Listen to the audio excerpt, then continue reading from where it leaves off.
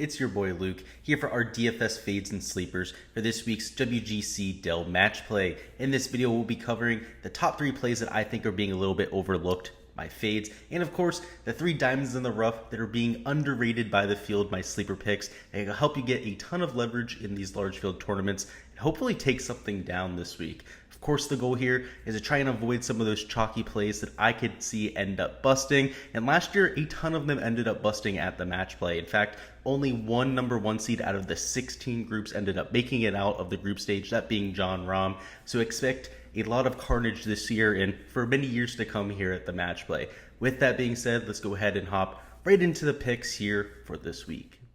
Alright, so we're going to start off with our fades for this week, and up top, we're going to be fading Justin Thomas, which didn't go well for us last week, but once again comes in as the highest owned player on the slate, and for our match play format, there are a lot of holes in his game that could be exploited. Most importantly, the accuracy off the tee, which is a huge factor here at Austin Country Club. If you guys haven't seen the golf course before, there's a lot of rock walls. You can hit into ravines. There's water in play on pretty much every hole in the back 9. So if you don't have your best stuff off the tee in terms of accuracy, you're not going to have the best of week. But more than anything, it's the problems with the putter. And though he's been a slight gainer to the field over his last 24 measured rounds in terms of his putting, that's not enough to get it done at the match play. You have to be getting it done at an elite level, and pretty much every winner at this event has been a prolific gainer in the shots gained putting category. So even though he's been a little bit better over the last month or so than what we saw for the last 5 or 6 months, Justin Thomas doesn't have the great skill set for this golf course. So it's a surprise to me that he's coming in as the highest owned player. I have him at 19.7% right now. That's a solid 5% more than Jon Rahm and Scottie Scheffler.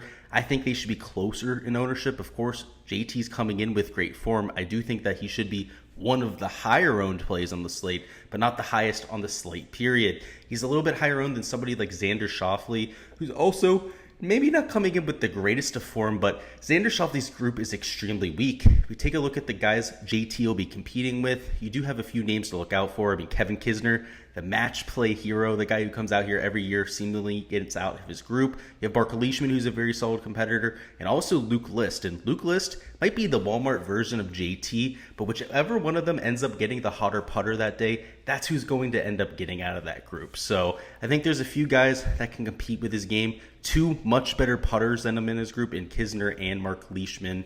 So I think that can cause him a few things of trouble. And overall, there's just a few guys I like better up top. I think Jon Rahm has a much softer group. And then guys like Patrick Henley, DJ, and then I talked about it before with Xander Schauffele, have extremely weak groups that I would expect them to get out much more often than somebody like JT. In fact, JT at just a 26.8% group win rate is the lowest of anybody the whole way down to Bryson DeChambeau. So of course, a lot of that comes down to skill set, the fact that he's not the best putter in the field, and I do expect him to be extremely chalky given his recent form.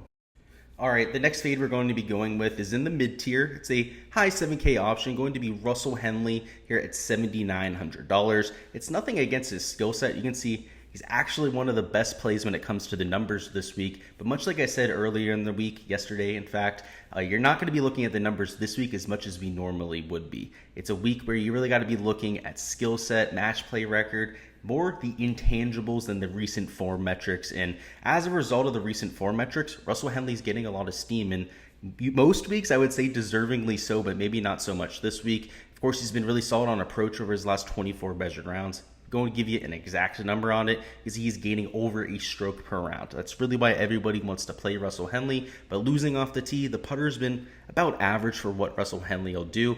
The important part for this event is you got to have that fiery personality, and Russell Henley is one of the more laid-back players on the PGA Tour. Kind of has that aloof, I don't really care kind of mindset, which can work for some players. You know, DJ, he's able to get away with that, but most of the players that we see win this event, a la Kevin Kisner, even Billy Horschel last year, are those guys that are extremely animated. They have that type of grit to them, those type of grinder players, and that's not really a Russell Henley. So I like him at more easy conditions, just stroke play type of events. If he was coming in with moderate ownership in the 8 to 9% range, like most of the guys in this range are, you know, somebody I would have a little bit of leverage to the field at, but he's coming in at twice the ownership of guys like Abraham Ancer, Tommy Fleetwood, a little bit less than double somebody like an Adam Scott. So I'd rather pivot to those type of players, if anything. You can say a lot of them down as nose or even blanks for me right now. So not plays that I'm prioritizing, but I'd much rather have them in my player pool than somebody that's extremely chalky like Russell Henley,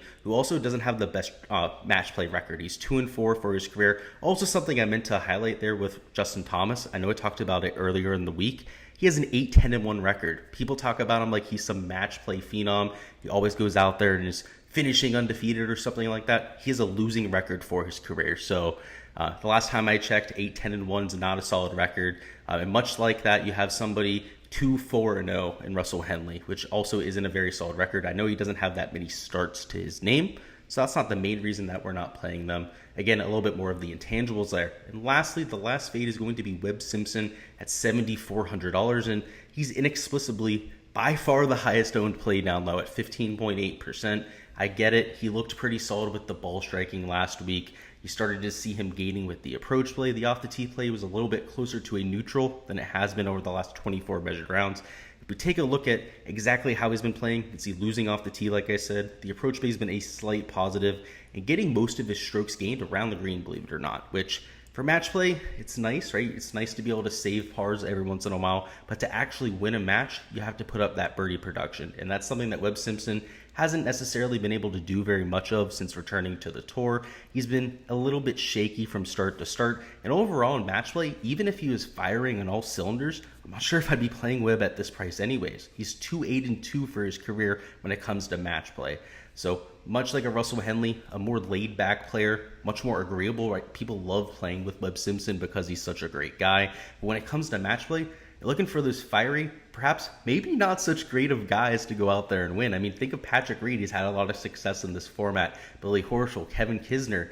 They're not the most agreeable people. They might be liked around the tour, but Patrick Reed aside, all of them are extremely, extremely fiery people. So I definitely think that Webb Simpson and his demeanor might cause him some trouble here. The shots gained metrics, like I said, he's still losing off the tee. He's getting most of it done around the green. You want to see more shots gained approach for Webb Simpson, and you also want to see him putting the ball a little bit better. He's been lagging in both of those departments, and until we see him at a very sharp level, he's not going to warrant 15 or 16% ownership like I have him at right now, when the guys around him like Jason Kokrak, Corey Connors, Robert McIntyre are at fractions of that ownership, or even guys like Patrick Reed, who are a solid 6 or 7% less owned, and has the much better track record at this event, right? 8-7-2. He actually has a winning record and is coming in with right around the same type of form. He looked really bad the first month or two of the season, especially towards the fall swing, but has really started to turn around, especially with that made cut last week. He missed a few cuts on the number, posted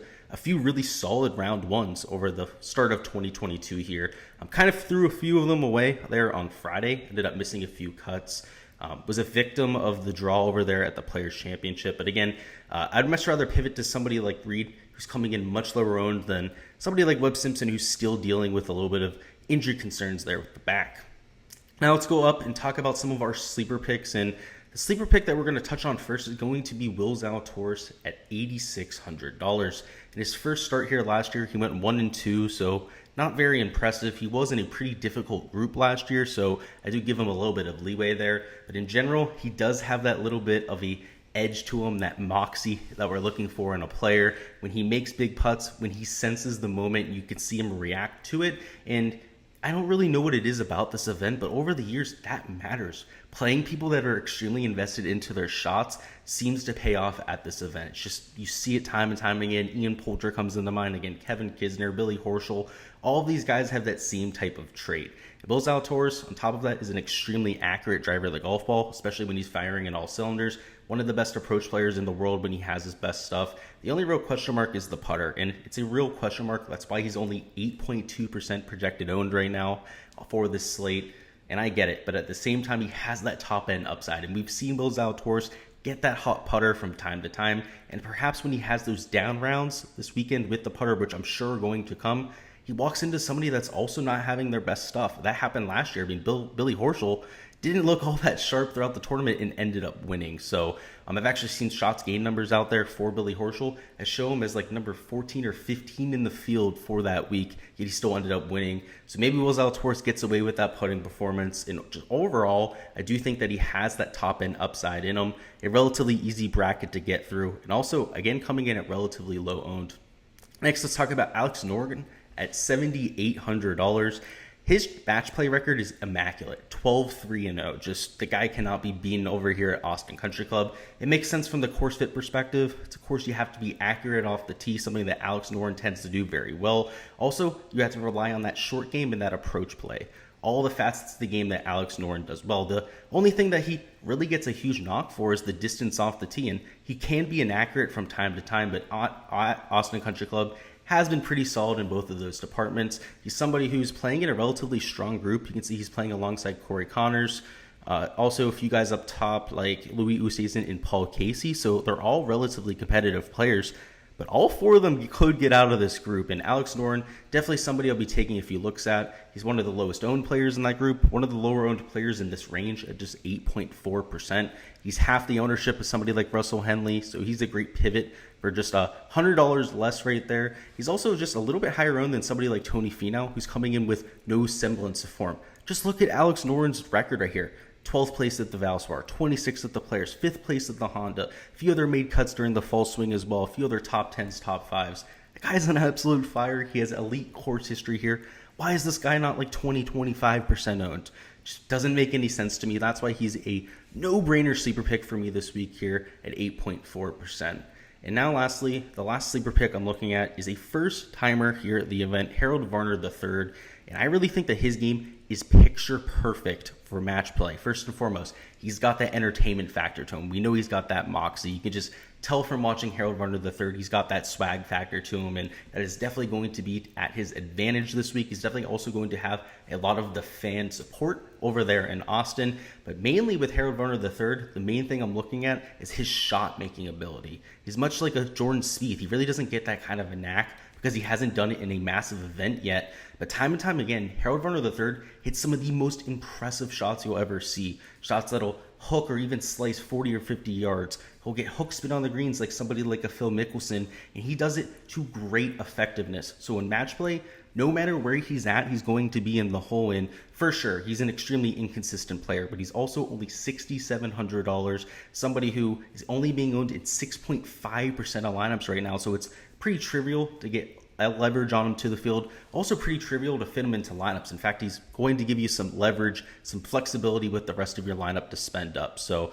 I love him coming out of Group 16. It is a relatively difficult group. I mean, EVR came out of his group last year. You can see the 2-2 record right there. So he's more than a formidable foe. A few other people in his group for Group 16. You have Shane Lowry, and of course, Brooks Koepka. So all good foes, but at the same time, that's why he's coming in at just 6.5%, and somebody who I would not be mind blown at all if he caught out of that group and into the Sweet 16 and potentially into the Final Four. That's all I've got here for the fades and sleepers this week. Before we go on and get out of here, let me know down in the comments first off who your biggest fade is this week and your biggest sleeper pick. We're going to have our weekly DFS live stream tonight. That'll be at 7 p.m. Eastern time, so I'll put a link in the description for it. Make sure to stop on by with any of your questions. We'll be touching on the weather, my player pool, ownership, all that sort of fun stuff. So make sure to stop by and make some lineups with us. Also, make sure to like the video if you haven't already. And also make sure you subscribe to the channel if you haven't as well. That way you don't miss any of the content to come, whether it's, of course, for the weekend here for this event, but for all the rest of the PGA Tour events to happen in the future. So best of luck this week, guys. I'll see you guys for the live stream tonight, and let's get this cash.